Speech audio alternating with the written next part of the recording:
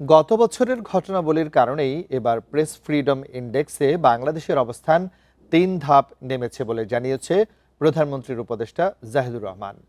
আগামী বছর র্যাঙ্কিংয়ে বাংলাদেশ ভালো অবস্থানে থাকবে বলেও প্রত্যাশা করেন পলিসি ও স্ট্র্যাটেজি উপদেষ্টা। বিকেলে প্রেস ইনস্টিটিউশনে বাংলাদেশ গণমাধ্যম গুজব ও অপতথ্য নিয়ে এক সেমিনারে এসব কথা বলেন তিনি। জাহিদুর রহমান বলেন, গত 15 বছরে আওয়ামী লীগের শাসন আমলে গণমাধ্যমের স্বাধীনতা ধ্বংস করে দেওয়া হয়েছে। কোনো ব্যক্তির উদ্দেশ্যে সাধনের জন্য ফেক নিউজ করা হয় বলেও মন্তব্য করেন তিনি। এই সময় আলোচকরা বলেন, ফেক নিউজ বন্ধে শাস্তির ব্যবস্থা চালু করতে হবে। পাশাপাশি কোনো গণমাধ্যম ভুল সংবাদ প্রকাশ হলে সেটি নিয়ে যেন ক্ষমা চাওয়া হয় সেটাও নিশ্চিত করতে হবে।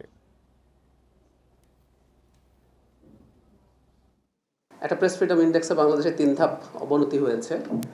এটা আমাদের দোষ না, ফর গডস সেক এটা গত বছরের ঘটনা। আমি আশা করি আগামীবারও আমরা খুশি নিয়ে কথা বলতে পারবো। ভবিষ্যতে বাংলাদেশের এই সূচকে উন্নতি হবে বলে আমি বিশ্বাস করি, কারণ একটা গণতান্ত্রিকভাবে নির্বাচিত এবং আবার গণতান্ত্রিকভাবে নির্বাচিত হতে চাওয়া সরকার মিডিয়ার সাথে শত্রুতা করে আসলে কোনো লাভ হবে না।